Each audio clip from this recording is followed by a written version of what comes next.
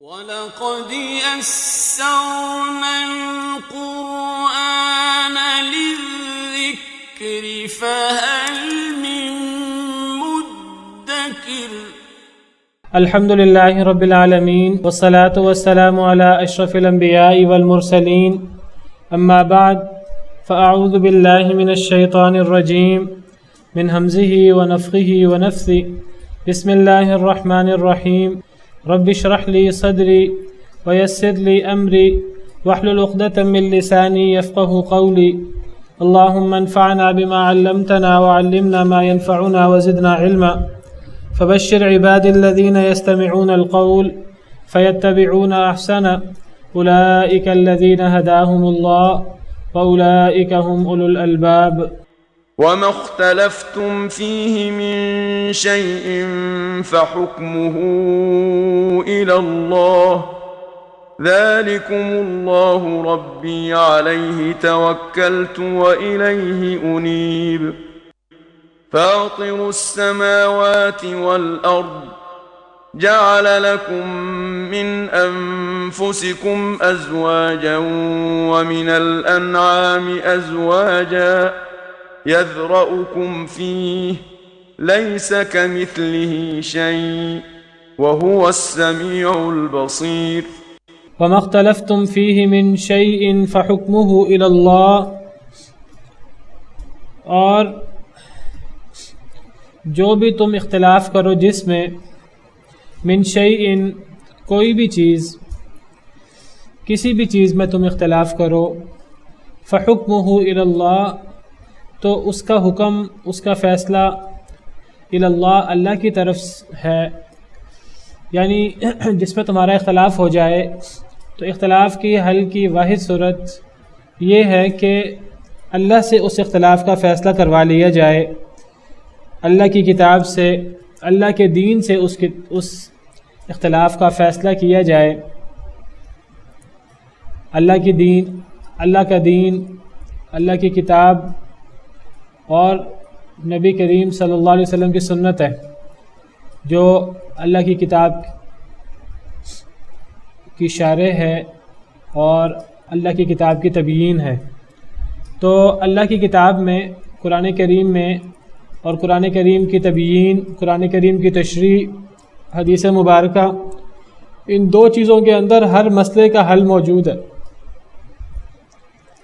نبی کریم صلی اللہ علیہ وسلم کا ارشاد ہے ترکت فیکم امرین لن تضلوا ما ان تمسکتم بہما کتاب اللہ و سنتی، میں تم میں دو چیزیں چھوڑ کے جا رہا ہوں، اگر تم ان دونوں کو مضبوطی سے تھام لو گے تو کبھی گمراہ نہیں ہوگے۔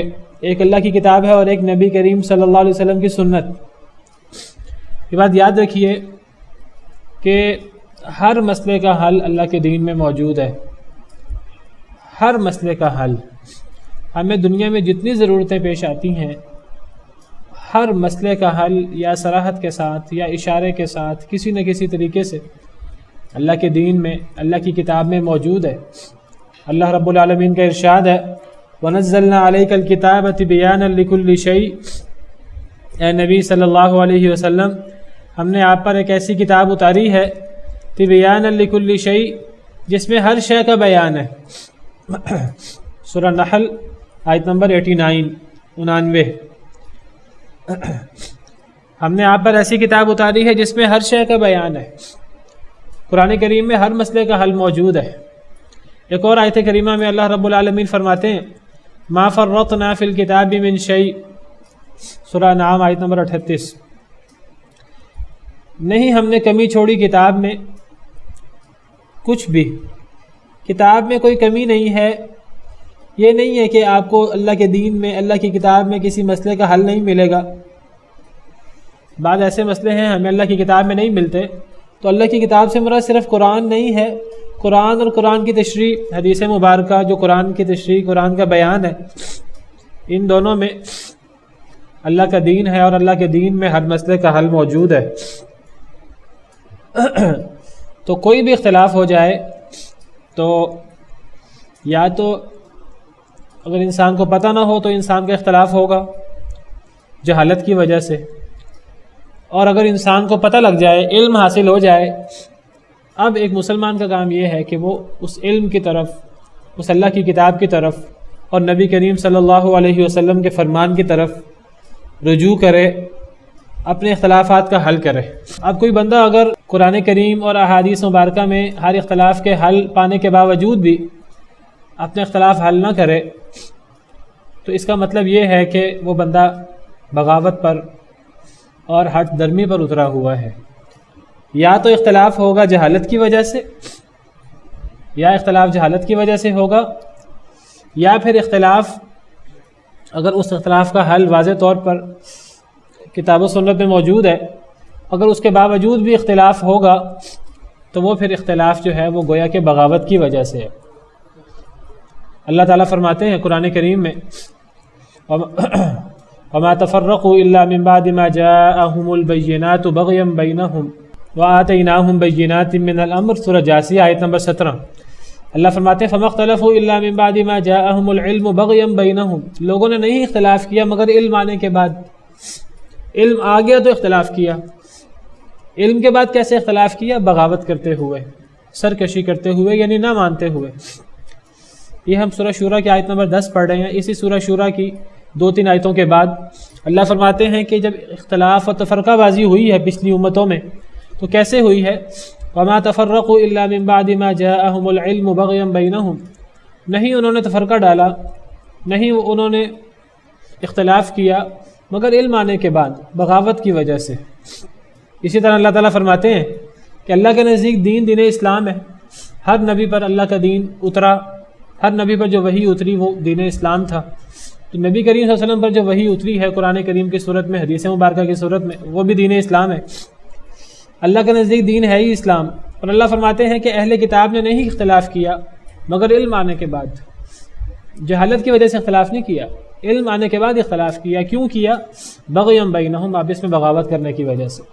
تو اختلاف ہونے کی وجہ یا تو جہالت ہوگی، اس کا حل کیا ہے کہ اللہ کی کتاب اور نبی کریم صلی اللہ علیہ وسلم کی سنت کا مطالعہ کیا جائے، اس میں اس کا حل ملے گا۔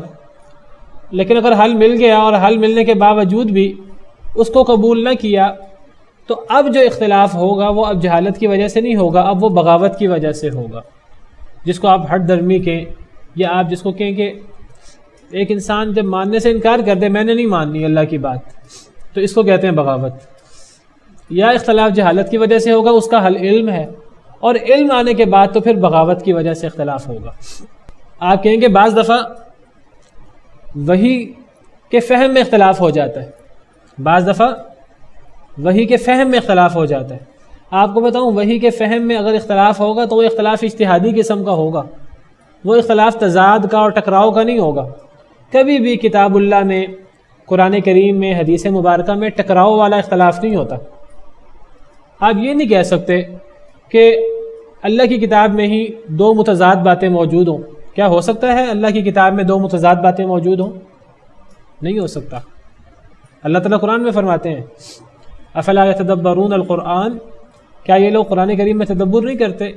وَلَوْ كَانَ مِنْ عِنْدِ غَيْرِ اللَّهِ لَوَجَدُوا فِيهِ اخْتِلَافًا كَثِيرًا، اگر یہ اللہ کے علاوہ سے ہوتا، کہیں اور سے ہوتا تو اس میں بہت زیادہ اختلاف پاتے۔ پتہ لگا جو چیز اللہ کی طرف سے ہوتی ہے اس میں اختلاف نہیں ہوتا۔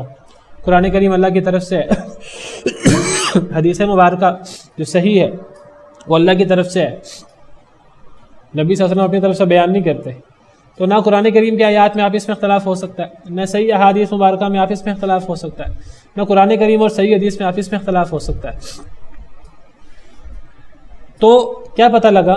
پتہ لگا جب بھی اختلاف ہوگا تو 2 وجہ ہوں گی۔ پہلی وجہ ہے لا علمی اور جہالت، اس کا حل کیا ہے؟ علم۔ اور دوسری وجہ وہ ہے بغاوت، اور یہ بغاوت علم کے بعد ہوتی ہے کہ ایک انسان کو پتہ بھی لگ جائے کہ ہمارے دین میں اس مسئلے کا حل موجود ہے، اس اختلاف کا حل موجود ہے، لیکن ایک بندہ جو ہے اس پر عمل نہ کرے، تعصب کی وجہ سے۔ دینی تعصب ہوتا ہے، دنیاوی تعصبات ہوتے ہیں، دنیاوی مفادات ہوتے ہیں، خواہشات ہوتی ہیں، نفسانی خواہشات، شبہات ہوتے ہیں۔ تو انسان جو ہے وہ شبہات کا حل بھی کتاب و سنت میں موجود ہے، لیکن ایک انسان جو ہے وہ کتاب و سنت سے مسئلے کا حل نہیں کرتا تو پھر گویا کہ پھر وہ باغی ہے اللہ تعالیٰ کا والیاذ باللہ۔ باقی میں نے ذکر کیا کہ کتاب اللہ کے فہم میں، حدیث مبارکہ کے فہم میں اختلاف ہو سکتا ہے، وہ فہم میں اگر اختلاف ہوگا تو وہ اختلاف پھر ٹکراؤ کا نہیں ہوگا، وہ اختلاف اجتہادی ہو سکتا ہے، اور اس کو اختلاف کہتے ہی نہیں ہیں اصل میں۔ تو جس میں بھی تمہارا اختلاف ہو جائے کسی بھی شے میں، تو اس کا فیصلہ اللہ سے کروا لو۔ اور میں کل پچھلے لیکچر میں، ہمارا جو پچھلا لیکچر تھا جمعرات کو، بتا چکا ہوں کہ اللہ سے فیصلہ کرانے سے مراد صرف قرآن نہیں ہے، اللہ سے فیصلہ کرانے سے مراد قرآن اور حدیث دونوں ہیں۔ جس طرح میں نے قرآن کریم کی ہی دوسری آیت کریمہ سورہ نساء کی آیت آپ کے سامنے پیش کی تھی۔ قرآن کریم کی آیات ایک دوسرے کی وضاحت کرتی ہیں، تو قرآن کریم میں ہم نے پڑھا تھا فَإِن تَنَازَعْتُمْ فِي شَيْءٍ فَرُدُّوهُ إِلَى اللَّهِ وَالرَّسُولِ سورہ نساء آیت نمبر 59۔ اگر تمہارا کسی شے میں جھگڑا ہو جائے تو اس کو اللہ اور رسول کی طرف لوٹا دو۔ یہاں اللہ فرما رہے ہیں اختلاف ہو جائے تو اللہ کی طرف لوٹا دو، اور سورہ نساء کی آیت نمبر 59 میں اللہ فرما رہے ہیں اگر تنازع ہو جائے تمہارا کسی بھی شے میں تو اللہ اور رسول کی طرف لوٹا دو۔ پتہ لگا کہ اللہ اور رسول کی طرف لوٹانا در حقیقت اللہ کی طرف لوٹانا ہے۔ تو اللہ اور رسول کی بات ایک ہی ہوتی ہے، اصل میں وہ اللہ کی بات ہی ہوتی ہے۔ تو اختلاف کا حل اللہ سے کروا لو، یا اختلاف کا حل اللہ اور رسول سے کرا لو، رسول کی بات بھی اللہ کی بات ہوتی ہے، یہی حل ہے اور کوئی حل نہیں ہے۔ اب اتنی واضح آیات کے باوجود بھی، واضح قرآن کریم، صحیح احادیث مبارکہ کے باوجود بھی اگر کوئی اپنے اختلاف کا حل کتاب اللہ سے حل نہیں کرتا، نبی کریم صلی اللہ علیہ وسلم کے فرمان سے حل نہیں کرتا، تو پھر بہت بڑی مصیبت ہے۔ پھر اللہ معاف کرے، اللہ رب العالمین کے حکم کی صریح خلاف ورزی ہے۔ ایک مسلمان جب وہ اپنے آپ کو مسلمان کہتا ہے میں اللہ پر ایمان لاتا ہوں، اللہ کے انبیاء پر، تمام انبیاء پر جو پرانے ہیں ان پر بھی اجمالی، اور جو اللہ کے آخری نبی محمد صلی اللہ علیہ وسلم ہیں جن کے ہم امتی ہیں ان پر تفصیلی ایمان لاتا ہوں، ان پر، ان کے فرمانات پر، اللہ کی تمام کتابوں پر، جو پرانی کتابیں ہیں ان پر اجمالی، اور جو قرآن کریم جو ہم پر، ہماری امت پر اتری ہے اس پر تفصیلی ایمان لاتا ہوں۔ جب ایک مسلمان یہ دعویٰ کرتا ہے اللہ پر ایمان لانے کا، قرآن کریم پر ایمان لانے کا، نبی کریم صلی اللہ علیہ وسلم پر، آپ کے فرمانات پر ایمان لانے کا، تو پھر وہ اللہ اور اللہ کے رسول صلی اللہ علیہ وسلم کے فرمانات سے وہ اپنے مسئلے کا حل نہ کرے، تو پھر اسلام کہاں چلا جاتا ہے؟ پھر اسلام تو نہیں رہ جاتا۔ اللہ معاف کرے۔ جو بھی تم اختلاف کرو کسی بھی شے میں، فحکمہ الی اللہ، تو اس کا فیصلہ اللہ سے کروا لو۔ ذالکم اللہ ربی، یہ اللہ ہے میرا رب، یہ ہے اللہ میرا رب جس کی شان پیچھے بیان ہوئی ہے۔ وہی اللہ معبود برحق ہے، معبود حقیقی ہے، اور اس کا کوئی شریک نہیں ہے، نہ اس کی ذات میں نہ اس کی صفات میں۔ جب پیدا کرنے میں، آسمان و زمین کو پیدا کرنے میں، بڑی بڑی مخلوقات کو پیدا کرنے میں، انعامات کرنے میں، تدبیر، دنیا کی تدبیر کرنے میں، رزق دینے میں، اور ہر اللہ تعالیٰ اپنے کاموں میں، ان تمام کاموں میں اکیلے ہیں، تو پھر عبادت میں بھی اللہ کو اکیلا ہی ہونا چاہیے۔ یہی اللہ ہے جو میرا رب ہے، جو معبود برحق ہے۔ علیہ توکلت، اسی پر میں نے توکل کیا، اللہ کے علاوہ کسی پر بھروسہ نہیں کرتا، صرف اللہ پر بھروسہ کرتا ہوں۔ وَإِلَيْهِ أُنِيبُ، اور اسی کی طرف میں رجوع کرتا ہوں، میرا سارا تعلق، سارا واسطہ اگر ہے تو اللہ کے ساتھ ہے، یا جس کے ساتھ اللہ نے واسطہ رکھنے کا حکم دیا، جس کے ساتھ اللہ نے واسطہ رکھنے کا حکم دیا اس کے ساتھ واسطہ رکھا جائے، در حقیقت وہ بھی اللہ کے ساتھ ہی۔ تو میرا اللہ پر ہی توکل ہے، اور اللہ کی طرف ہی میں رجوع کرتا ہوں، میری باقی سب سے دشمنی ہے۔ سیدنا ابراہیم علیہ السلام نے فرمایا تھا فَإِنَّهُمْ عَدُوٌّ لِّي إِلَّا رَبَّ الْعَالَمِينَ، حضرت ابراہیم نے فرمایا تھا کہ اے میری قوم، اپنے باپ کو، اپنی قوم کو کہا تھا کہ اے میرے باپ، اے میری قوم، قَالَ أَفَرَأَيْتُم مَّا كُنتُمْ تَعْبُدُونَ، تمہارا کیا خیال ہے جن کی تم عبادت کرتے ہو، تمہارے سارے معبود، تم جن کی بھی عبادت کرتے ہو، انتم، تم، وآباؤکم الاقدمون، اور تمہارے پرانے آباء و اجداد بھی جن کی عبادت کرتے تھے اللہ کے علاوہ، فَإِنَّهُمْ عَدُوٌّ لِّي، سب میرے دشمن ہیں، الا رب العالمین، سوائے اللہ رب العالمین کے، یعنی میری سب سے دشمنی ہے۔ اگر میرا تعلق ہے تو میرا اللہ وحدہ لا شریک کے ساتھ تعلق ہے. اللہ کے ساتھ تعلق ہے یا جس سے اللہ نے تعلق رکھنے کا حکم دیا، جس سے محبت کرنے کا، جس کی باتیں ماننے کا اللہ نے حکم دیا. تو ہمارا ایک مسلمان اس کا تعلق صرف اور صرف اللہ رب العالمین کی ذات کے ساتھ ہوتا ہے. اب اللہ رب العالمین جس طرف ہمیں حکم دے دیں ہم وہی کرتے ہیں. ایک مسلمان کا یہی کام ہے. اسی معنی میں سیدنا ابراہیم علیہ السلام کو حنیفہ کہتے ہیں. حنیف، یک طرفہ. حضرت ابراہیم علیہ السلام نے فرمایا انی وجہت وجہی للذی فطر السماوات والارض حنیفہ، میں نے رخ کر لیا ہے اپنا رخ اس اللہ کی طرف جس نے آسمان و زمین کو پیدا کیا یک طرفہ ہو کر. وما انا من المشرکین، اور میں مشرکوں میں سے نہیں ہوں. تو یہی مطلب ہے علیہ توکلت، اسی اللہ پر میں بھروسہ کرتا ہوں. وإلیہ انیب، اور اسی کی طرف میں رجوع رکھتا ہوں. یہ ہر مسلمان کا یہ عقیدہ ہوتا ہے. ایک مسلمان کا توکل ہوتا ہے تو صرف اللہ رب العالمین کی ذات پر. اگر اس کا کوئی تعلق اور واسطہ ہوتا ہے تو صرف اللہ رب العالمین سے، یا جس سے اللہ رب العالمین نے تعلق اور واسطے کا حکم دیا.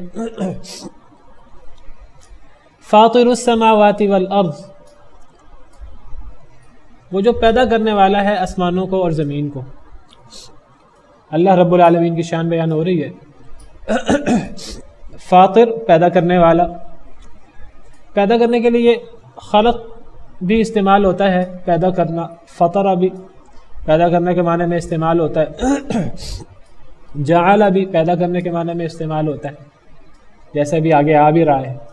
انشأ بھی پیدا کرنے کے معنی میں استعمال ہوتا ہے. پیدا کرنے کے لیے بہت سارے الفاظ ہیں، تو ان سب کا معنی پیدا کرنا، لیکن ان سب الفاظ میں کچھ فرق ہے. تو خلق کا مطلب پیدا کرنا، اور فطرہ اس کا مطلب ہوتا ہے پہلی دفعہ پیدا کرنا، بغیر کسی مثال کے پیدا کرنا، بغیر کسی ماڈل کے پیدا کرنا. فاطر السماوات والارض، اللہ تعالیٰ پیدا کرنے والے ہیں آسمانوں کو اور زمین کو، یعنی پہلی مرتبہ. مطلب یہ ہے کہ بغیر کسی ماڈل کے، پہلے کوئی مثال نہیں تھی، تو اللہ رب العالمین نے بغیر کسی مثال کے، بغیر کسی ماڈل کے، جیسے اللہ نے چاہا ویسے اللہ نے آسمان و زمین کو بنا دیا. یہ اللہ رب العالمین کی شان ہے. جعل لکم من انفسکم ازواجا ومن الانعام ازواجا، اس نے بنائے تمہارے لیے تمہاری جانوں سے جوڑے. اللہ رب العالمین کے ہم پہ بڑے انعامات ہیں. اللہ رب العالمین نے جس طرح ہم پر احسان فرمایا کہ ہمیں انسان بنایا، اشرف المخلوقات بنایا، اسی طرح اللہ رب العالمین نے ہم پر یہ احسان فرمایا کہ اللہ نے بنائے تمہارے لیے، یعنی آئے انسانوں، یعنی اللہ نے بنائے ہمارے لیے من انفسکم، تمہاری جانوں سے، ازواجن، جوڑے. یہ اللہ کا بہت بڑا احسان ہے. اللہ نے جوڑا بنایا ہے تو انسانوں کا جوڑا انسانوں میں سے بنایا ہے، انسانوں کی جان میں سے، انسانوں میں سے ہی مرد اور انسانوں میں سے ہی عورتیں. اور اللہ نے ایک سلسلہ رکھا ہے کہ شادی ہوتی ہے اور انسان اپنے جوڑے سے سکون حاصل کرتا ہے. یہ اللہ رب العالمین کا بہت بڑا احسان ہے کہ اللہ رب العالمین نے ہم ہی میں سے جوڑے بنائے. ورنہ اگر اللہ تعالیٰ چاہتے تو اللہ تعالیٰ ہمارے جوڑے انسانوں میں سے ہم میں سے نہ بناتے، اللہ کسی اور مخلوق سے بنا دیتے. تو لیکن اس کے اندر انسان کو وہ سکون اور وہ مودت نہ ملتی جو انسان کو اپنی ہی جنس کے ساتھ انسان کو سکون اور مودت ملتی ہے. تو یہ اللہ رب العالمین کا بہت بڑا احسان ہے کہ اللہ نے انسان کو اشرف المخلوقات بنایا، اور اللہ نے انسانوں میں سے ہی انسانوں کے جوڑے بنائے. اور اللہ تعالیٰ نے اس کو اپنی بہت بڑی قدرت قرار دی ہے. سورہ روم میں اللہ تعالیٰ فرماتے ہیں وَمِنْ آيَاتِهِ أَنْ خَلَقَ لَكُم مِّنْ أَنفُسِكُمْ أَزْوَاجًا، سورہ روم آیت نمبر 21. اللہ رب العالمین کی بڑی بڑی نشانیوں میں سے یہ نشانی ہے.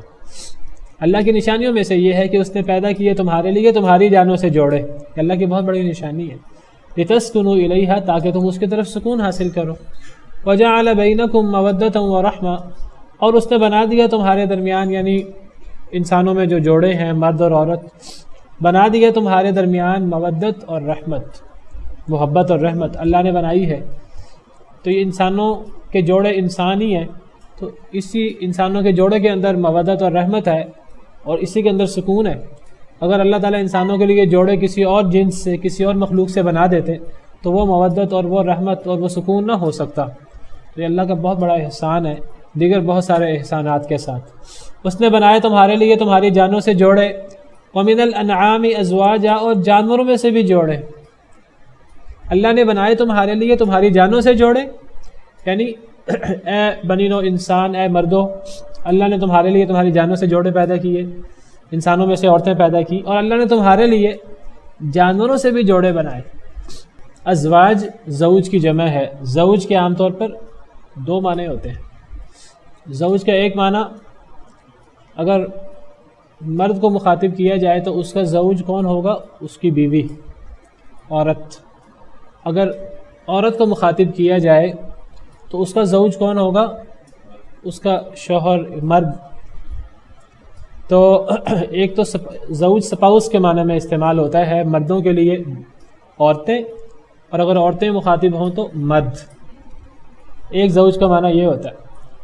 اور زوج کا ایک معنی نر اور مادہ دونوں ملا کر، ان کو اکٹھا بھی زوج کہہ دیتے ہیں۔ زوج کا ایک معنی اگر مرد مخاطب ہے تو صرف عورتیں، یہ بھی زوج کا معنی ہے۔ عورتیں مخاطب ہوں تو صرف مرد، یہ اکیلے اکیلے بھی زوج ہیں، مرد اکیلا بھی زوج ہے عورتوں کا، اور عورتیں اکیلی بھی زوج ہیں مردوں کی، اور مرد عورت مل کر بھی زوج ہیں۔ زوج بول کر مرد عورت دونوں اکٹھے بھی مراد لیے جا سکتے ہیں۔ تو پہلے زوج سے مراد، چونکہ عام طور پہ مرد مخاطب ہوتے ہیں، تو پہلے بنایا تمہارے لیے تمہاری جانوں سے جوڑے، یعنی بیویاں۔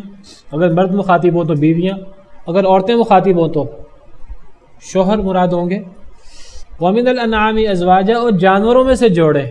یہاں جوڑے سے مراد اب وہ نر اور مادہ میں سے کوئی ایک مراد نہیں ہے، یہاں نر مادہ دونوں مراد ہے۔ پہلے زوج سے مراد نر اور مادہ میں سے ایک مراد ہے، اگر مرد مخاطب ہے تو عورتیں، اگر عورتیں مخاطب ہیں تو مرد، لیکن اگلے ازواج سے مراد جانوروں میں سے دونوں نر مادہ مراد ہے۔ سمجھ آئی کہ نہیں آئی؟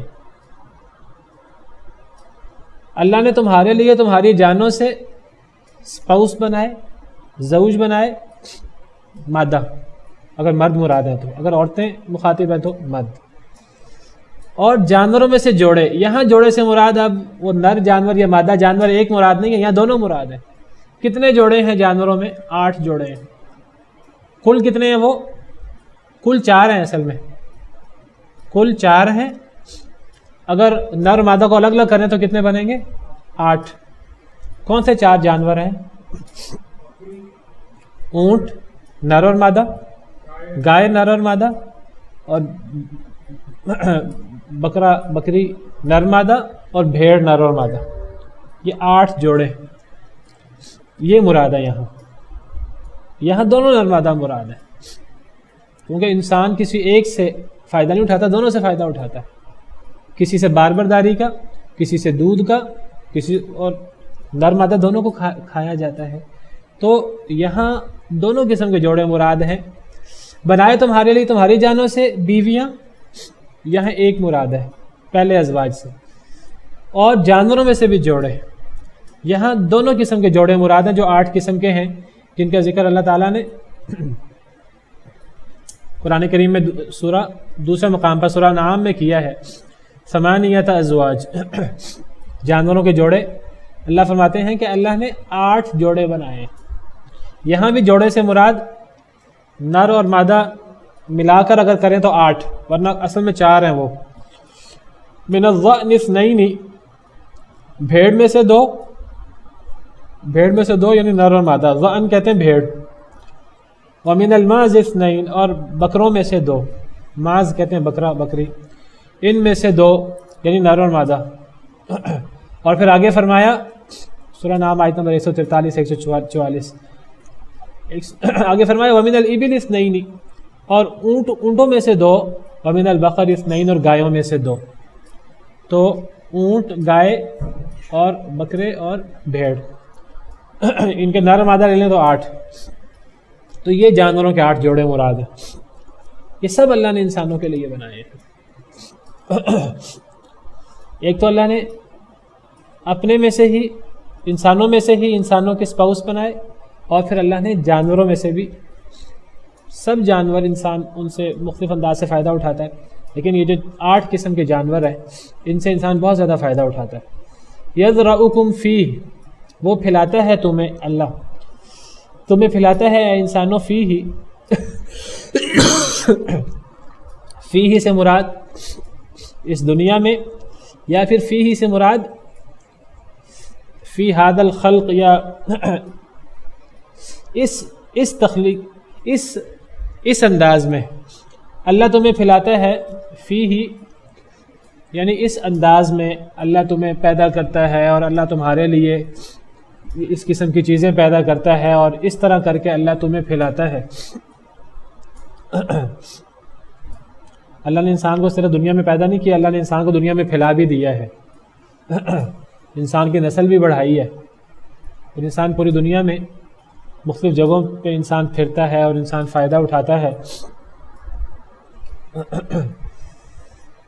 وہ پھیلاتا ہے تمہیں فیہ، اس میں یعنی اس طرح کی تخلیق میں، یا اس طرح کے انداز میں تمہیں پھیلاتا ہے، جس طرح اللہ نے پیچھے ذکر کیا ہے، جعل لکم من انفسکم ازواجا، پھیلاتا ہے تمہیں فیہ، اس میں۔ اللہ کے بڑے بڑے انعامات بیان ہو رہے ہیں جو اللہ کے انسانوں پر بڑے بڑے احسانات ہیں۔ جب اللہ تعالیٰ اپنے یہ احسانات بیان فرما رہے ہیں، پھر اللہ تعالیٰ اپنے بارے میں مزید فرماتے ہیں، لیس کمثلہ شیء، نہیں ہے اللہ کی مثل کوئی بھی شے۔ اللہ کی شان یہ ہے کہ اللہ اکیلا ہے، اپنی ذات میں بھی اور اپنی صفات میں بھی، اور اللہ کی طرح کوئی بھی نہیں ہے، اللہ جیسی کوئی بھی شے نہیں ہے۔ دوسری آیت کریمہ میں فرمایا کہ رب السماوات والارض وما بینہما فاعبدہ واصطبر لعبادتہ هل تعلم له سمیہ، سورہ مریم آیت نمبر 65۔ اللہ فرماتے ہیں اللہ رب العالمین کی شان یہ ہے کہ وہ آسمان و زمین کا رب ہے، اور جو ان دونوں کے درمیان ہے، آسمان و زمین کو بھی اللہ نے پیدا کیا، اللہ آسمان و زمین کا بھی رب ہے، اور آسمان و زمین میں جو بھی چیزیں، ہر چیز یا آسمان میں ہے یا زمین میں ہے یا ان کے درمیان ہے، ہر چیز اس کے اندر آ جاتی ہے۔ تو اللہ ہر چیز کا رب ہے، ہر چیز کا خالق ہے، ہر چیز کا مالک ہے، ہر چیز کا رب ہے، ہر چیز اللہ کی ملکیت میں ہے۔ تو اللہ رب ہے آسمانوں کا اور زمین کا، اور جو ان دونوں کے درمیان ہے، فاعبدہ، تو آپ اسی کی عبادت کریں، اللہ کے علاوہ کسی کے اور کی عبادت نہ کریں، واصطبر لعبادتہ، اور اللہ کی عبادت کے لیے صبر کریں، ڈٹ جائیں۔ هل تعلم له سمیہ، کیا آپ جانتے ہیں اللہ کا کوئی ہم نام؟ ایک سوال ہے، اس سوال کے اندر انکار ہے، کیا آپ کو اللہ کا کوئی ہم نام پتہ ہے؟ ہم نام یعنی اللہ جیسا، جو اللہ کے نام جیسا اس کا نام ہو، اللہ کے کام جیسا جس کا کام ہو، اللہ کی صفات جیسی اس کی صفات ہوں، اللہ کے انعامات احسانات جیسے اس کے احسانات ہوں۔ کیا آپ کوئی جانتے ہیں ایسا کوئی اللہ کا ہم نام؟ کوئی نہیں جانتے۔ نبی صلی اللہ علیہ وسلم یا ہم انسان کوئی بھی اللہ کا ہم نام اللہ جیسا نہیں جانتا، تو اللہ کی طرح کوئی بھی نہیں ہے، لیس کمثلہ شیء، اللہ جیسی کوئی شے نہیں۔ یہی بات سورہ اخلاص میں فرمائی، قل هو اللہ احد، کہہ دیجیے وہ اللہ ایک ہے، اللہ الصمد، وہ بے نیاز ہے، لم یلد ولم یولد، نہ اس نے پیدا کیا نہ وہ پیدا کیا گیا، ولم یکن لہ کفوا احد، اور نہیں ہے اس کے لیے ہمسر کوئی بھی۔ اللہ کا کفو، اللہ جیسا کوئی بھی نہیں ہے، نہ اللہ کی ذات جیسا کوئی ہے، نہ اللہ کی صفات جیسا کوئی ہے۔ اللہ اپنی ذات میں بھی واحد ہیں، اور اللہ اپنی صفات میں، اپنے اسماء و صفات میں اللہ تعالیٰ ان میں بھی اکیلے ہیں۔ جب اللہ اپنی ذات اور اپنی صفات میں اکیلے ہیں تو پھر عبادت بھی ایک اللہ وحدہ لا شریک کی ہونی چاہیے، اللہ جیسے کوئی بھی نہیں ہے۔ وَهُوَ السَّمِيعُ الْبَصِيرُ، اور وہ بہت سننے والا، بہت دیکھنے والا ہے۔ کہتے ہیں کہ اللہ رب العالمین کے بارے میں ہم انسان اپنی مرضی سے اللہ کے بارے میں کچھ چیزیں ثابت نہیں کر سکتے، اللہ کے بارے میں ہم انسان خود نہیں کچھ جان سکتے۔ اللہ رب العالمین کی اس کائنات میں بکھری نشانیوں کو دیکھ کر اللہ رب العالمین کا تعارف کسی حد تک تو ہمیں ہو سکتا ہے، لیکن اللہ رب العالمین کے بارے میں مکمل علم رکھنا، تفصیل کے ساتھ اللہ رب العالمین کے بارے میں جاننا، ایک ایک کر کے اللہ رب العالمین کی صفات کا علم ہونا، یہ انسانوں کی بس کی بات نہیں ہے۔ انسان تو بہت ناقص ہے، اتنا ناقص انسان اپنے کامل رب کے بارے میں مکمل علم کیسے رکھ سکتا ہے؟ انسان تو اپنے رب کو دیکھ بھی نہیں سکتا۔ لا تدرکہ الابصار، آنکھیں اس کو نہیں پا سکتی، وہو یدرک الابصار، وہ آنکھوں کا ادراک کرتا ہے، وہ آنکھوں کو پا سکتا ہے، وہو السمیع البصیر، اور وہ سننے والا دیکھنے والا ہے۔ آنکھیں اللہ کو نہیں پا سکتی، دنیا میں تو اللہ کو دیکھا ہی نہیں جا سکتا، آخرت میں اللہ کو دیکھا جائے گا، اور اللہ تعالیٰ جو لوگ جنتی ہیں اور نیک لوگ ہیں، اللہ ان کو یہ اعزاز دیں گے کہ اللہ ان کو اپنا دیدار کروائیں گے، اور یہ سب سے بڑی نعمت ہوگی جنت کی نعمتوں میں سے۔ جنت کی ہر نعمتوں پر بھاری یہ نعمت ہوگی، اللہ تعالیٰ ہمیں ان لوگوں میں شامل فرمائے۔ لیکن جب قیامت کے دن بھی لوگ اللہ کو دیکھیں گے تو وہ اللہ کا ادراک نہیں کر سکیں گے۔ ادراک سے مراد مکمل طور پر اللہ رب العالمین کے بارے میں معلومات حاصل ہو جانا، اللہ کے بارے میں گہرائی تک پہنچ جانا، ہر چیز کے بارے میں۔ اللہ کو قیامت کے دن دیکھنے کے باوجود بھی اللہ کا ادراک نہیں ہو سکے گا، اور دنیا میں تو اللہ کو دیکھا بھی نہیں جا سکتا۔ تو مخلوق اپنے خالق کے بارے میں علم نہیں رکھ سکتی، مکمل علم اپنی طرف سے۔ مخلوق ناقص ہے، مخلوق تو اپنے بارے میں مکمل علم نہیں رکھتی، وہ اپنے خالق کے بارے میں کیا علم رکھے؟ اللہ نے انسان کے اندر جسم بنایا ہے، روح بنائی ہے۔ روح انسان دو چیزوں کا مرکب ہے، جسم اور روح۔ انسان روح کے بارے میں معلومات نہیں پوری حاصل کر سکتا، کجا یہ کہ وہ اللہ رب العالمین کے بارے میں مکمل معلومات حاصل کرے۔ ہاں، اس کائنات کی بڑی بڑی نشانیوں کو دیکھ کر اللہ تعالیٰ فرماتے ہیں زمین میں چلو پھرو، اور زمین میں چل پھر کر دیکھو کہ کیسے اللہ نے یہ چیزیں پیدا کی ہیں۔ تو زمین میں چلنے پھرنے کا حکم ہے، آسمان و زمین کو دیکھ کر اللہ کی قدرتوں پر غور کرنے کا حکم ہے۔ ان فی خلق السماوات والارض واختلاف اللیل والنہار لآیات لأولی الالباب، زمین و آسمان کی تخلیق میں اور رات اور دن کے آنے جانے میں نشانیاں ہیں عقل مندوں کے لیے۔ اللہ نے بڑی بڑی نشانیاں رکھ دی ہیں، ان نشانیوں سے اللہ رب العالمین کے بارے میں کسی حد تک تعارف ہو جاتا ہے، لیکن وہ مکمل تعارف انسان کو نہیں ہوتا۔ اللہ کی عظمت انسان کے ذہن میں آ جاتی ہے یہ چیزیں اللہ کی مخلوق کو دیکھ کر، لیکن انسان اللہ کے بارے میں مکمل علم نہیں حاصل کر سکتا۔ اب انسان اللہ کے بارے میں علم کیسے حاصل کر سکتا ہے؟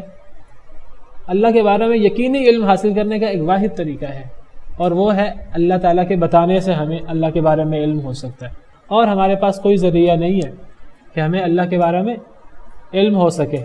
میں نے بتایا اللہ کی نشانیوں کو دیکھ کر بڑی بڑی ایک تعارف ہو سکتا ہے، اللہ کی عظمت، اللہ کی ہیبت ہمارے ذہنوں میں آ سکتی ہے جب ہم اللہ کی اتنی بڑی مخلوقات دیکھتے ہیں۔ اللہ کی ہیبت، اللہ کا ایک بہت ابتدائی سا تعارف ہوتا ہے، اور اللہ کا ہلکا سا تعارف بھی بہت عظیم ہے، لیکن اللہ کے بارے میں حقیقی معلومات ہمیں حاصل نہیں ہو سکتی، کیونکہ ہم ناقص ہیں، ہم مخلوق ہیں، ہم تو بہت چھوٹے ہیں، بہت چھوٹے ہیں، ہماری کوئی حیثیت نہیں اللہ کے سامنے۔ تو ہم اتنے چھوٹے ہوتے ہوئے، اتنے ناقص ہوتے ہوئے اپنے کامل رب کے بارے میں مکمل معلومات کیسے حاصل کر سکتے ہیں؟ اپنے طور پہ ہم نہیں کر سکتے۔ اس لیے اللہ نے ہمیں منع کیا ہے کہ ہم اپنی مرضی سے کوئی بات بھی نہ کہیں، اپنی مرضی سے لا علمی میں ہمیں کوئی بات بھی نہیں کہنی چاہیے۔ ہمیں دنیا میں کسی علم کے بارے میں ہمیں لا علمی میں کوئی بات نہیں کہنی چاہیے، دنیاوی چیزوں کے بارے میں کجا یہ کہ ہم اللہ رب العالمین کے بارے میں لا علمی میں کوئی بات کریں۔ سمجھ آ رہی کہ نہیں آ رہی؟ اللہ فرماتے ہیں وَلَا تَقْفُ مَا لَيْسَ لَكَ بِهِ علم، جس کا آپ کو علم نہیں اس کے پیچھے نہ لگیں۔ سورہ بنی اسرائیل میں إِنَّ السَّمْعَ وَالْبَصَرَ وَالْفُؤَادَ كُلُّ أُولَئِكَ كَانَ عَنْهُ مَسْئُولًا، یہ جو آنکھیں ہیں، یہ جو کان ہیں، یہ جو دل ہے، اللہ کی بڑی بڑی نعمتیں ہیں۔ اللہ نے جو انسان کو ایک کان، آنکھیں، دل دیے ہیں، ان کے بارے میں سوال ہوگا۔ اگر انسان ان چیزوں کو استعمال کرے، غلط استعمال کرے، اور انسان جو ہے وہ اللہ کے بارے میں لا علمی میں کوئی بات کرے، اللہ کے بارے میں یا کائنات کے بارے میں کوئی انسان لا علمی میں بات کرے، انسان کو لا علمی میں بات نہیں کرنی چاہیے۔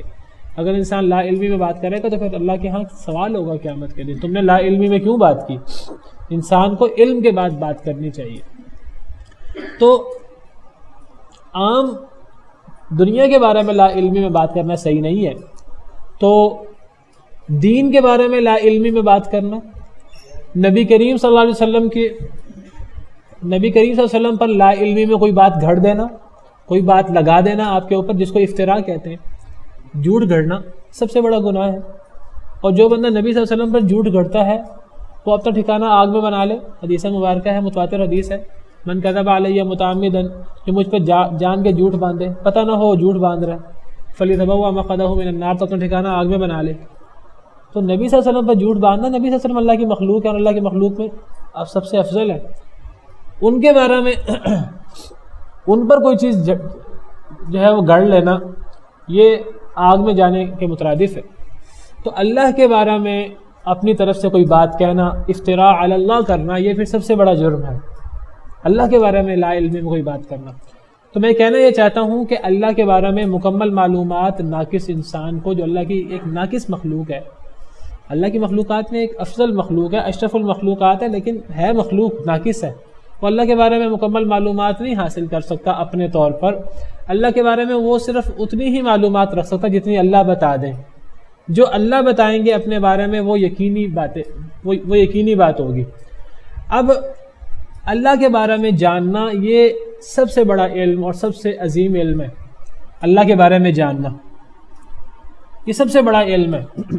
اللہ تعالیٰ فرماتے ہیں قرآن کریم میں فَاعْلَمْ أَنَّهُ لَا إِلَٰهَ إِلَّا اللَّهُ، کہ جان لیجئے، علم حاصل کیجئے کہ لا الہ الا اللہ، کہ اللہ کے علاوہ کوئی معبود برحق نہیں۔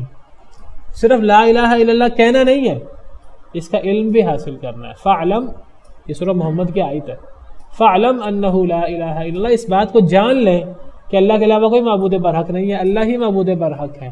تو اللہ کے بارے میں جاننا یہ ہماری ذمہ داری ہے، ہمارا فرض ہے انسانوں کا، اور یہ سب سے بڑی فضیلت کی بات ہے، اللہ کے بارے میں معلومات ہونا۔ یہ جو ہم دین کا علم حاصل کرتے ہیں قرآن کریم سے، آپ کو بتاؤں دین کا علم یہ بھی ایک لحاظ سے اللہ کے بارے میں علم ہے۔ اللہ کے بارے میں جاننا، میں نے کہا کہ سب سے بڑا علم ہے، سب سے بڑی فضیلت کی بات ہے اللہ کے بارے میں جاننا۔ اللہ کے بارے میں جاننے سے دو چیزیں مراد ہیں، ایک ہے اللہ کی ذات کے بارے میں جاننا، اور ایک ہے کہ اللہ نے ہمیں جو احکامات دیے ہیں ان احکامات کو جاننا۔ تو یہ جو دین کے سارے احکامات ہم علم حاصل کرنے کی کوشش کرتے ہیں، اللہ نے ہمیں حکم دیا علم حاصل کرو، قرآن پڑھو، قرآن سیکھو، حدیث پڑھو، حدیث سیکھو، دین کے احکامات سیکھو، کتاب و سنت میں بڑے احکامات موجود ہیں، یہ ساری کی ساری اللہ رب العالمین کے اوامر و نواہی کا علم ہے۔ ایک لحاظ سے یہ بھی اللہ کے بارے میں علم ہے، یہ اللہ کی ذات کا علم نہیں، یہ اللہ کے احکامات کا علم ہے، اس کی بھی بڑی فضیلت ہے۔ اور ایک علم ہے اللہ کی ذات کا علم، یہ دونوں بہت بڑے بڑے علم ہیں۔ اذان کے بعد بات کرتے ہیں۔ تو میں ذکر یہ کر رہا تھا کہ اللہ کے بارے میں علم حاصل کرنا یہ سب سے بڑی فضیلت کی بات ہے۔ اللہ کے بارے میں علم دو طرح کے علم ہوتے ہیں، ایک علم ہے اللہ کی ذات کے بارے میں علم، اور اللہ کی ذات اور اللہ کی صفات کا علم، اور دوسرا علم ہے اللہ کے احکامات کا علم۔ یہ جو ہم دین سیکھتے ہیں، نماز کیسے پڑھنی ہے، زکوٰۃ کیسے دینی ہے، حج کیسے کرنا ہے، دیگر ہم دین کے احکامات سیکھتے ہیں، تو یہ ہے اللہ کے احکامات کا علم، اس کی بڑی فضیلت ہے۔ اسی طرح اللہ کی ذات کا علم، اس کی بھی بڑی فضیلت ہے۔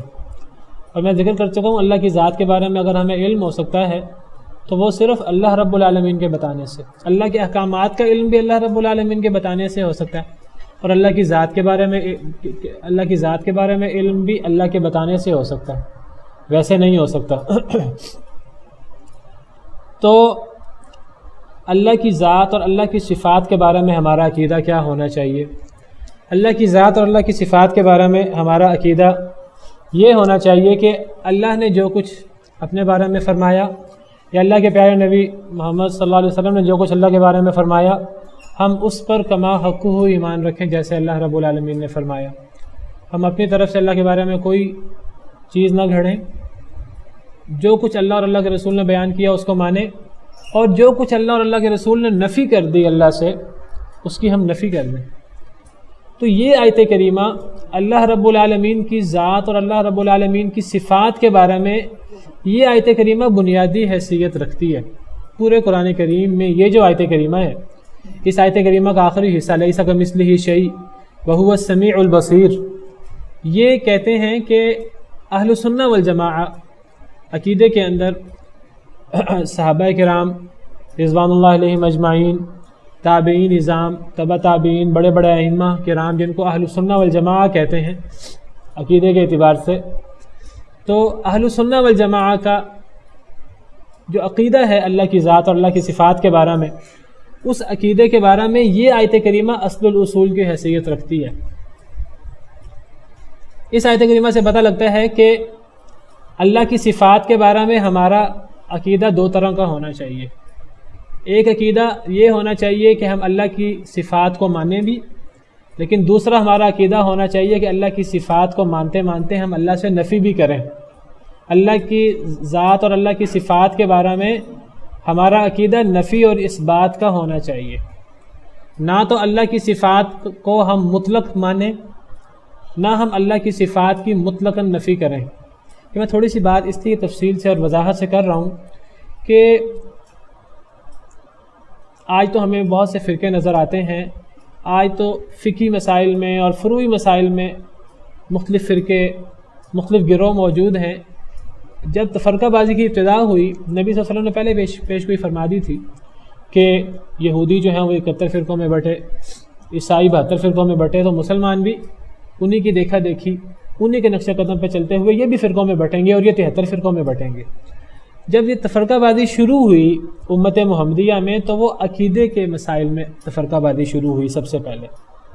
اس میں زیادہ فقہی مسائل پر مذاہب نہیں بنے، زیادہ عقیدے کے مسائل پہ مذاہب بنے۔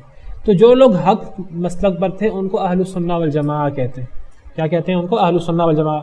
نبی کریم صلی اللہ علیہ وسلم اور صحابہ کرام، تابعین نظام، ہمارے تبع تابعین، ائمہ کرام، ہمارے ائمہ اربعہ اور سارے بڑے بڑے امام ہمارے سارے اہل السنہ والجماعہ میں شامل ہیں، جن کو ہم سلف صالحین کا نام بھی دیتے ہیں۔ تو ان لوگوں کا عقیدہ کیا ہے؟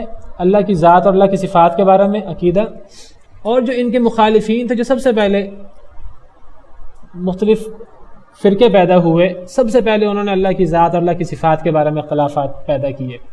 کچھ باطل گروہ اس طرح کے پیدا ہوئے، انہوں نے اللہ کی صفات کا انکار کر دیا، اللہ کی تمام صفات کا انکار کر دیا۔ جہمیہ کا آپ نے نام سنا ہوگا، ایک شخص تھا جہم بن صفوان، وہ شخص اور اس کے پیروکار، یہ 2 صدی ہجری کی بات، تو ان لوگوں کو جہمیہ کہتے ہیں۔ ان لوگوں نے اللہ کی صفات کا انکار کر دیا۔ ان کی بنیاد بھی یہی آیت کریمہ ہے۔ اپنے آپ کو مسلمان کہتے تھے، قرآن و حدیث کو ماننے والا کہتے تھے، لیکن اس آیت کریمہ کو صحیح سمجھے نہیں، تو اللہ کی ساری صفات کا انکار کر دیا۔ کیوں انکار کر دیا؟ وہ کہنے لگے اگر اللہ رب العالمین کو سمیع مانیں گے، سننے والا، تو سمیع تو انسان بھی ہوتا ہے، سننے والا، جانور بھی سنتا ہے، اور اللہ قرآن میں کہتے ہیں اللہ جیسی کوئی شے نہیں ہے۔ تو چونکہ انسان بھی سننے والا ہے، لہٰذا اللہ کو سمیع ماننے سے انکار کر دو۔ تو انہوں نے اللہ کے سمیع ہونے کا انکار کر دیا۔ انہوں نے لیس کمثلہ شیء کا مفہوم یہ سمجھا اللہ جیسی کوئی شے نہیں ہے۔ اگر انسان میں کوئی صفت ہوگی تو وہ اللہ میں نہیں ہو سکتی، اگر انسان سمیع ہے تو اللہ سمیع نہیں ہوں گے۔ یہ بھول گئے کہ اللہ خود اپنے آپ کو سمیع کہہ رہے ہیں، اللہ خود اپنے آپ کو بصیر کہہ رہے ہیں۔ پورا گروہ جو ہے وہ گمراہ ہو گیا، اللہ کی تمام صفات کا انکار کر دیا، کہا ہم اللہ کو سمیع نہیں مانتے۔ لیس کمثلہ شیء اس کو لے لیا، اگلا جو حصہ تھا وہ سمیع البصیر کو چھوڑ دیا۔ انہوں نے کیا کیا؟ انہوں نے اللہ کی صفات کی مطلقاً نفی کر دی۔ بہرحال بتاتا ہوں آپ کو، ایک اور گروہ پیدا ہوا جن کو معتزلہ کہتے ہیں۔ یہ بھی عقیدے کے مسائل میں اختلاف پیدا ہوا۔ حضرت حسن بصری کا آپ نے نام سنا ہوگا، کبار تابعین میں سے، بڑے بڑے صحابہ کرام کے شاگرد ہیں۔ ان کی بہت بڑی مجلس ہوتی تھی، اور ان کی مجلس میں بڑے بڑے ان کے شاگرد بہت زیادہ لوگ آتے تھے۔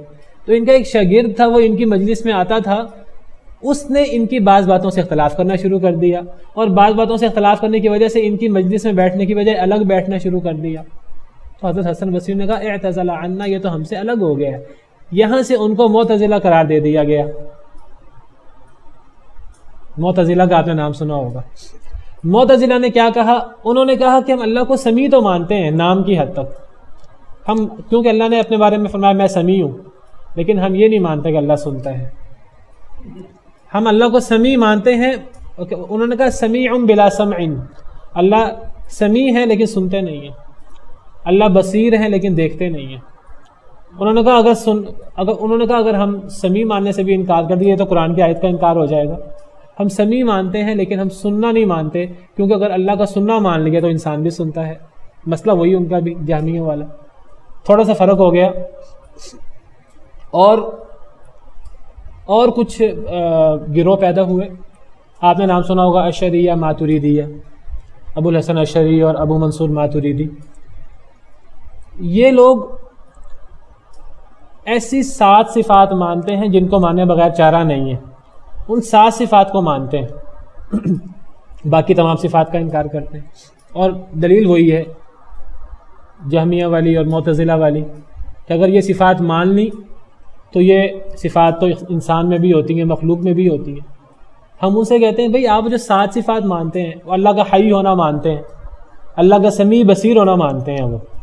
وہ کہتے ہیں یہ تو عقلی صفات ہیں، یہ تو عقل میں آتا ہی نہیں کہ کوئی معبود ہو اور وہ سن نہ سکے، دیکھ نہ سکے. علم، کلام، ارادہ، 7 صفات مانتے ہیں. کہتے ہیں ہم یہ صفات مانتے ہیں. ہم ان سے کہتے ہیں یہ صفات تو مخلوق کی بھی ہوتی ہیں. کہتے ہیں نہیں وہ مخلوق میں یہ صفات کسی اور طرح ہیں، اللہ میں کسی اور طرح. ہم ان سے کہتے ہیں اگر آپ ان 7 صفات کو مانتے ہیں تو پھر آپ باقی صفات کو بھی اسی طرح مان لیں جس طریقے سے 7 صفات کو مانتے ہیں، لیکن وہ 7 کے علاوہ باقی صفات کو نہیں مانتے. اشعریہ اور ماتریدیہ اللہ کا محبت کرنا نہیں مانتے. قرآن میں جگہ جگہ ان اللہ یحب المحسنین، ان اللہ یحب، اللہ کا غصہ کرنا نہیں مانتے. حالانکہ قرآن میں ہے الم تر الی الذین تولوا قوما غضب اللہ علیہم، اللہ غصہ کرتے ہیں، وہ نہیں مانتے. کہتے ہیں ہم نہیں مانتے. غصہ کرنا یہ تو ایک ناقص صفت ہے. انسان غصہ کرتا ہے، انسان غصہ کرتے کرتے غصے میں پاگل ہو جاتا ہے. ہم کہتے ہیں کہ بھئی وہ تو انسان غصے سے پاگل ہوتا ہے، یہ انسان کی ناقص صفت ہے. جب اللہ غصہ کرتا ہے، اللہ وہ غصے میں اللہ کے حواس اللہ کے قابو میں رہتے ہیں. تو انسان کا غصہ اور اللہ کا غصہ یہ ایک جیسا نہیں ہے. اللہ بھی غصہ کرتے ہیں، انسان بھی غصہ کرتا ہے، لیکن اللہ جیسے اللہ کی شان کو لائق ہے اور انسان کا غصہ ناقص غصہ ہے. تو بہرحال بات تھوڑی سی لمبی ہے لیکن وقت نہیں ہے زیادہ. میں چاہ رہا ہوں میں 1-2 منٹ میں بات اپنی ختم کروں، کسی نتیجے پر پہنچاؤں. تو یہ عقیدے کے پہلے گروہ پیدا ہوئے اور تفرقے پیدا ہوئے. تو یہ آیت کریمہ ان کی بھی بنیاد ہے اور یہی آیت کریمہ اہل سنہ والجماعہ کی بنیاد ہے. فرق کہاں ہے؟ انہوں نے اس آیت کریمہ کا صرف پہلا حصہ لے لیا، لیس کمثلہ شیء وہو السمیع البصیر کو چھوڑ گئے. حالانکہ اگر اس پوری آیت کریمہ کو لیتے اور سمجھتے، صحابہ کرام سے، تابعین سے، اپنے اساتذہ سے سمجھتے صحیح طریقے سے، تو یہ آیت سمجھ آ جاتی. لیکن یہ آیت صحیح سمجھی نہیں تو بہت بڑا اختلاف پیدا ہو گیا، فرقے پیدا ہو گئے. انہوں نے آیت کا پہلا حصہ لے لیا. حالانکہ اب اس آیت کریمہ کا صحیح مفہوم کیا ہے؟ میں نے کہا اہل سنہ والجماعہ کا عقیدہ اللہ کی صفات کے بارے میں یہ ہے کہ اللہ کی صفات میں سے نفی بھی کرتے ہیں، اس بات بھی کرتے ہیں. نہ مطلقاً نفی کرتے ہیں، کچھ لوگوں نے مطلقاً نفی کر دی، جہمیہ، معتزلہ وغیرہ نے. انہوں نے کہا کہ جب انسان سمیع ہے اللہ سمیع نہیں ہے. جہمیہ نے تو سمیع کے نام کا انکار کر دیا، نام اور معنی دونوں کا انکار کر دیا. معتزلہ نے نام مان لیا، معنی کا انکار کر دیا. اہل سنہ والجماعہ نے کیا کیا؟ وہ کہتے ہیں کہ اللہ سمیع ہے لیکن اس کا سماعت انسان کی سماعت کی طرح نہیں. وہ کہتے ہیں اللہ بھی سمیع ہے، انسان بھی سمیع ہے. اللہ سمیع ہے جیسے اللہ کی شان کو لائق، انسان سمیع ہے سننے والا، جیسے انسان ناقص ہے ویسے اس کی سماعت بھی ناقص ہے. یہ ہے اہل سنہ والجماعہ کا موقف. یہ لوگ جو ہیں یہ اللہ کی صفات کا انکار کر دیتے ہیں. انہوں نے اللہ کی صفات میں مکمل نفی کر دی. کچھ لوگوں نے اللہ کی صفات میں مطلقاً اس بات کر دیا. کچھ لوگ مشبہہ بن گئے، مشبہہ مطلقاً اس بات کیا. اس بات کا کیا مطلب ہے؟ انہوں نے کہا اللہ سمیع ہے اور اللہ کی سماعت ایسے ہے جیسے مخلوق کی سماعت. یہ بھی غلط موقف ہے. نہ تو اللہ اس طرح سمیع ہے جیسے ہم سمیع ہیں، یہ ہے مطلقاً اس بات، یہ بھی غلط ہے. یہ کچھ لوگ مشبہہ اور مجسمہ بن گئے، یہ بھی غلط موقف ہے. کچھ لوگ معطلہ بن گئے یا جہمیہ اور معتزلہ. یہ معطلہ ہیں اصل میں، اللہ کو اللہ کی صفات سے معطل کرنے والے. انہوں نے لیس کمثلہ شیء سے اللہ کی تمام صفات سے اللہ کو معطل کر دیا، اللہ کی صفات کی مطلقاً نفی کر دی. اہل سنہ والجماعہ درمیان میں ہیں، نہ وہ مکمل اللہ کی صفات کی نفی کرتے ہیں، نہ وہ مکمل اللہ کی صفات کا اثبات کرتے ہیں. وہ اللہ کی تمام صفات کا اس بات کرتے ہیں لیکن ساتھ ساتھ نفی بھی کرتے ہیں. ان کے سامنے یہ آیت ہے, وہ کہتے ہیں اس آیت کا جو آخری حصہ ہے نا لیس کمثلہ شیء, یہاں سے نفی ہو رہی ہے اور وہو السمیع البصیر میں اس بات ہو رہا ہے. وہ کہتے ہیں ہم اللہ کی ہر صفت کو اسی ترازو پر رکھ کے ہم اللہ کی ہر صفت کو مانیں گے. اللہ کی صفت کا اس بات بھی کریں گے لیکن ساتھ ساتھ اس کی نفی بھی کریں گے مخلوق سے. اب اہل سنہ والجماعہ اللہ کی ہر صفت کو کیسے مانتے ہیں؟ اس بات اور نفی کے ساتھ. کہتے ہیں اللہ سمیع ہے, ٹھیک ہے, لیکن اللہ مخلوق کی طرح سمیع نہیں ہے. اللہ سمیع تو ہے لیکن اللہ کی سماعت مخلوق کی طرح نہیں ہے. مخلوق کی سماعت ناقص ہے, اللہ کی سماعت کامل ہے. صرف نام کی حد تک اللہ بھی سمیع ہے, نام کی حد تک اشتراک ہے مخلوق میں اور خالق میں, لیکن حقیقت میں بالکل اشتراک نہیں ہے. اللہ بھی سمیع ہے, مخلوق بھی سمیع ہے, لیکن لیس کمثلہ شیء, اللہ کی طرح کوئی چیز نہیں ہو سکتی. مخلوق اللہ کی طرح سمیع نہیں ہے, اللہ مخلوق کی طرح سمیع نہیں ہے. یہ کس کا موقف ہے؟ اہل سنہ والجماعہ کا. وہ اللہ کی ہر صفت میں اس بات کرتے ہیں ساتھ نفی کرتے ہوئے. اللہ کی اس صفت کا اس بات کرتے ہیں لیکن ساتھ مشابہت کی نفی کرتے ہیں مخلوق سے, مخلوق کی طرح نہیں.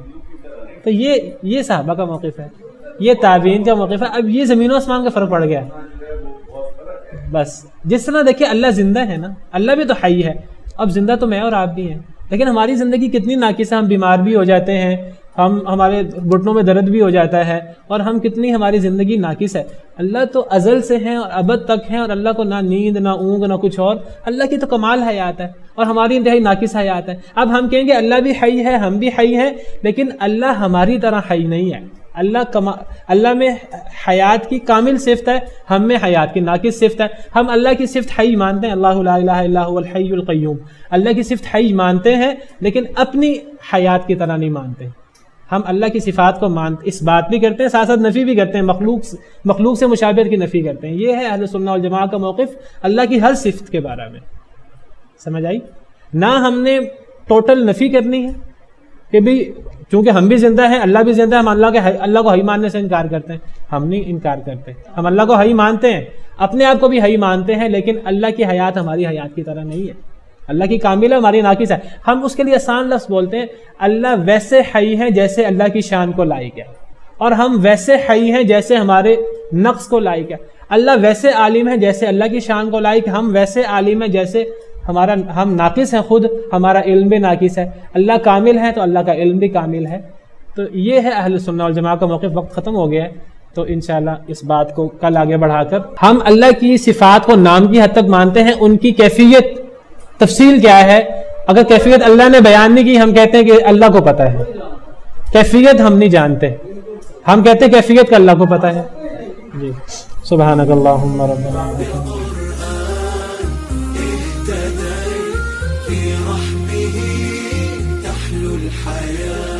شوقا